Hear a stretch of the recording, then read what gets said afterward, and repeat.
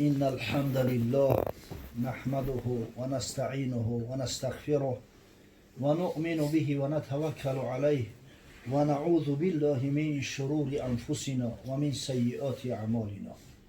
من يهديه الله فلا مضل له ومن يضلل فلا هادي له ونشهد أن لا إله إلا الله وحده لا شريك له ونشهد أن محمدا عبده ورسوله.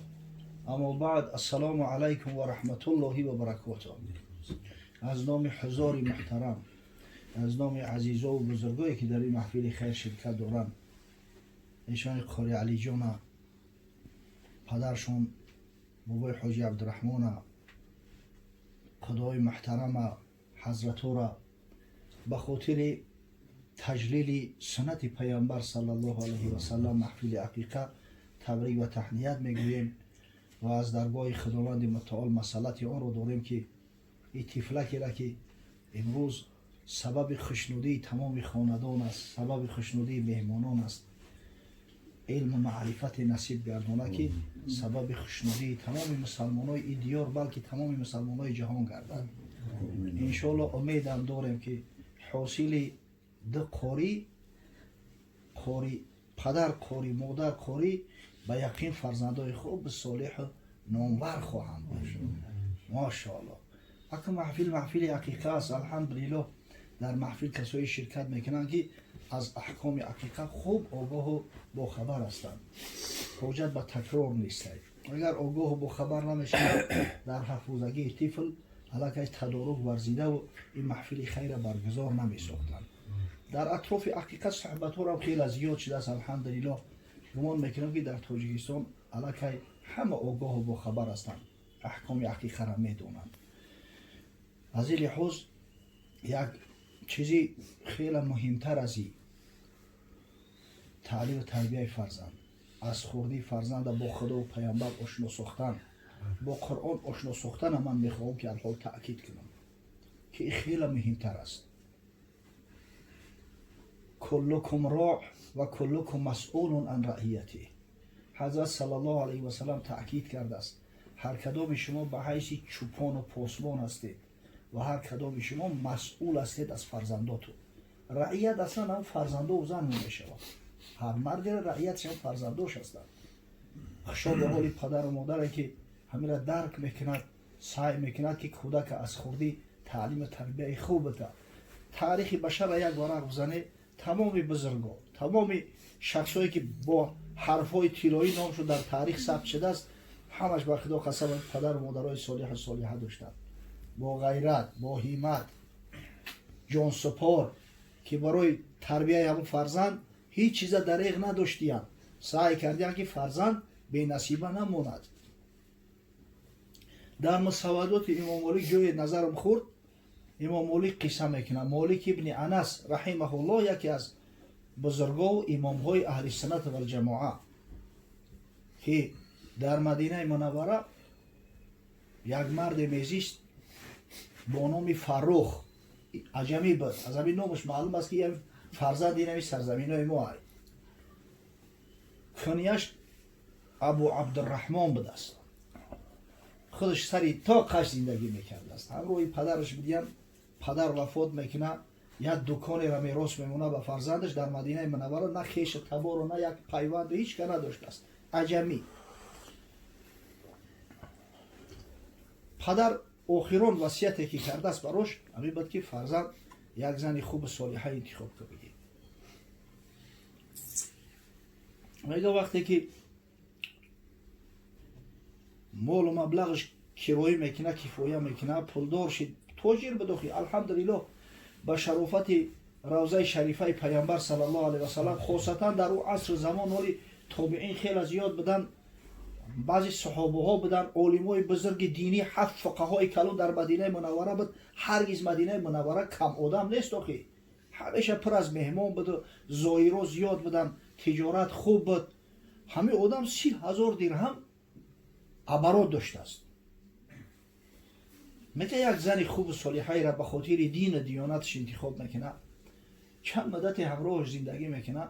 یک روز مسجد نبوی نمازخانه میروه که همون شب و روزها قیصر روم ما اگه قیصر هم بگیم اصلا این امپراتوری بیزانسای امپراتوری ویزانتیا هجوم میکنه با ملک مسلمانو و شهر رقه را تصرف میکنه در تمام گوشه و کنار با فرمان خلیفه مسلمانو دعوت به عمل میآید که بیایی از خاک مرز بوم و دینتون دفاع کنید همون خطیب اطراف حکم دفاع از دین دفاع از وطن همین خیلی جدی گپ میزنه که در فکر میغلطم میگه ای بچه هولی اگر امکانیت شرایط دارم نرم اگر محافظت نکنم پگه صاحب فرزندشم زندگی در گردن بر شوه از کجا من امکان پیدا میکنم اما زنه که با کی میمونم اگر برم یگان کس نیست در خانه دانم با همین فکر اندیشه خانه میآید او زن زیرکی با عقل زن زیرکی با عقل همین شوهر دید میفهمه که در چی خیال است و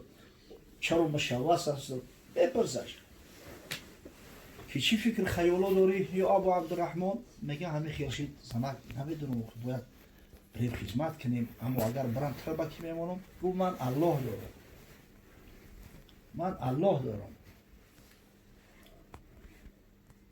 زن بود پارسا شویش سفر کرد نه مالی و نه برگی داشت در خورد یکی گفتش به تنهایی و خاری نه نان نیزره چه میگذاری یک زنک میگن تری شوش سفر میکنه میره دور و دراز نمیآید بعد میپرسنش که خود توقع و تنها خار و زار یا تکنون نداری یا پول نداری تو چه خیال زندگی میکنی زنش گفتا که تنها نیستم من که اندر قربت مولاستم من تنها نیستم من الله دارم مرا به شوی روزی به شود راست که روزی خوره شد روزی ده اینجاست و چرا گو من غم بخورم او شوهر من یا روزی خوره بود رزق روزی را که خداوند براش میداد همون را استفاده میبرد روزی خوره رفت روزی ده همی جای کو پروردگار همی جای کو تو ای مرد از زن کم می نمایی چنین ای وای تو ترسو چرایی تو چه خیلی مرده که میگه که غیرت یک زن نداری گو من الله دارم تو چی میترسی آدم که وظیفت های مسئولیت های برای خدمت کن این مرد خدا را وقتی که غیرت ای زن دید دعوت کردم و خیش تباروی زن شد گو من کسی ندارم در اینجا همین زن به شما و شما را به خدا سپاریدم بعد اون مبلغ ممکن همی 30,000 درهم دارم بده شدی زندگیم همی هایی اکس شهر دگرگون شده است علاقه این عصری تابعین بود مسجد نبوی را از سرینه و بسازی کرده بودن خیلی وسیع شده بود در زمان امیر معاویه خیلی کلون شده بود دیگر از جانب دیگر خانه ها مردم هم خانه ها را کوشش کردن که به ما عصر و زمان موافق تر بسازن این در یک کلبه که همین خسگیلی بود است در پهلوی مسجد نبوی بو همین تو آمدن این را شما مردی کار بگیره پول ایشالو کفایه میکنه همین یک خانه ای سنگ از چوب بسازی مقصد ما هم قدم زمانه باشیم خیس رفت در همین جنگ اول اسیر میکنده این افسانه نیست این را امام مالک روایت کرده است میگه در جنگ اول اسیر میغلطه میبرن به غلامی بفروشنش مدتهای طولانی در همون روم میگرده همچه غلام از بس که تاجری بسیار چیردست بوده است کتابت میکنه همراه همون سعیدشو جان خچه میخره غلاما هم میخواد یک کار دارن اگر یک هنر داشته باشه میآید گپ زنان میکنه دگوار زکلوچت میکنن که این همی مبلغت میتم هر سال این همی مبلغ اگر به شرط در مهلت داد آزاد میشود میگه اگر نداد با ایسر اینا غلامش میکنن از بس که این به فایده و منفعت همون غلامدارها که هست راضی میشون عادتا میگه 18 سال مهنت کرد چه خرید جانش خرید تا به مدینه را رسیدن و ای بین 2 سال دیگه گذشت در بین 20 سال سپری شده است این در همه فکر و اندیشه که ولی همون خونه را میفته باشه به شهر تماما دیگر شده است میآید که همون کلبه خسی باید برای ولنگارتر شده است همونجا خواهی ایستاده گفت با این زن ما یا مرده است یا شوی دیگر کرده رفته از همین خرابی خونه معلوم است که دیگر گناهش نکردن همین میخواست در خونه را بکوبه که صدای اذان شنید نماز پیشین بده است گفت اول دعوت پروردگار را اجابت کنم یک مهمان به نماز بیاید همه ما نماز دیگه میمونه که اون مهمان یک مهمان عطای خدا این مرد خدا 20 سال در خونش نبود آواز اذان شنید گفت اول دعوت الله لبیک بگو اومد در مسجد که باید از اون قامت یک مقدار وقتی هست و یک جوان ریش سیاه بالای منبر موعظه کرده است. نگاه کرد در پای منبر 7 فقیه بزرگ مدینه منوره، قاسم ابن محمد ابن ابوبکر صدیق، سلیمان ابن یسار، سبحان الله، او شخصیت های بزرگن، محمد ابن واسع، حضرت و دیگراش بگیم. مقصد 7 نفر هم بزرگو ششتیان گوش کردستیان، صحبت ها گوش کردستیان. این همین با وجد اومد از صحبت همین جوان که گفت خداوند پدر و مادر تا رحمت کنه، عجب پدر و مادر خوشبختی داری، خداوند هم خیلی فرزندت بته، به خدا قسم دیگه یگان آرزو و ارمان در دلت نمیمونه، اگر که مردی رم به ارمان میره و برای که وارثی خوب داری. میگه قومت ها گفتن خستن نماز خوندن، اومد به هم دهانی دارید کل برا در همه کف که همون جوان های کفا اومد، همراهش 2-3 شاگرد داشت، در بین شاگرداش همین مالک ابن انس هم هست. گفت سلامش داد که اما چی خدمت کنی؟ گفت بچه هم هیچ خدمت نکرد، خونم اومدم. گفت اما که خونه ما هست. گفت خریدینش؟ نه. گفت من هر وقتی خدمت یاد دارم خونه ما بود. در همین وقتی گفتگوزار ناخوش میگه یا عورت ای در میبروید، نگاه میکنه و میگه ربیعه خدا جان تماس کنه، ای پدر تای، یا ما ابو عبدالرحمن های. گفت میرم یا سیزان خدمت بکنم یا اینا خداوند او رسانده شکر. دیگه پدر و پسر هم دیگه را آغوش کردن، آوی دیده کردن، آمدن شیشتن. میگه خیلی از هر گوشه صحبت شده.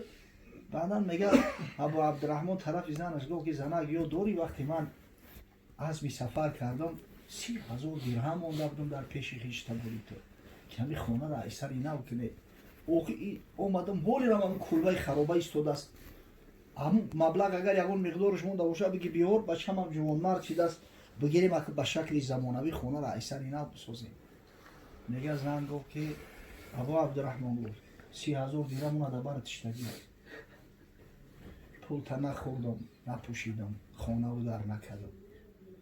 تو وقتی رفتی من 1 ماه حامله بودم، خبر نداشتی حتی، یا او وقت اگه جا اوزی بوده اگه جا گپ خبر آورد. میگم فرزند وقتی تولد شد ای خوردی لقمه حرام گم که اصول است، لقمه شبحانو که به دهن موندگی نیست، هرگز به طهارت پیستون در دهن یعنی موندگی نیست. اول شخصی که نام الله در زبان همه کودک انداخت منم، با پیغمبر ما آشناش کردم، معلمه اول قرآنش ما هستم، خود میره تعلیم داده ایم. همون فقیه های بزرگی که همونجا نشسته بودن، سعید ابن مسیب بخواستم بگم و یادم برفت، این شخصی بزرگ که عالم ترین تابعین حساب میخورد. یعنی نزد هر کدامی هم یا کودک میده را نمیگرفتن. اول در 4 سالگی بردمش، میگه نزد یک حافظ گذاشتمش که قرآن حفظ کرد، در 2 سال قرآن برداشت. میگه در سن 6 سالگی نزد همون سعید ابن مسیب بردمش. سعید ابن مسیب وقتی نداره که یک کودک 6 ساله را تعلیم بده، سر پاش کردم او عزتش کردم، هر چیزی گفتن دریغ نداشتم که این بچه ها تعلیم بده. الان این 7 فقیه مدینه همه استادوشن. این جوان ربیعت الرأی میگن، در تاریخ اومده است. حضرت امام اعظم ابو حنیفه وقتی که زیارت میرفت خونه خدا را، بعدا می اومد روضه پیامبر صلی الله علیه و سلم از زیارت میکرده، در مجلس در حلقه های درسی یعنی ربیعت الرأی اشتراک میکرده است. حق استادی در ذمه حضرت امام اعظم ابو حنیفه را داره این شخص. ببینید شان هم پدر و هم مادر بسیار کم، بسیار نادرند.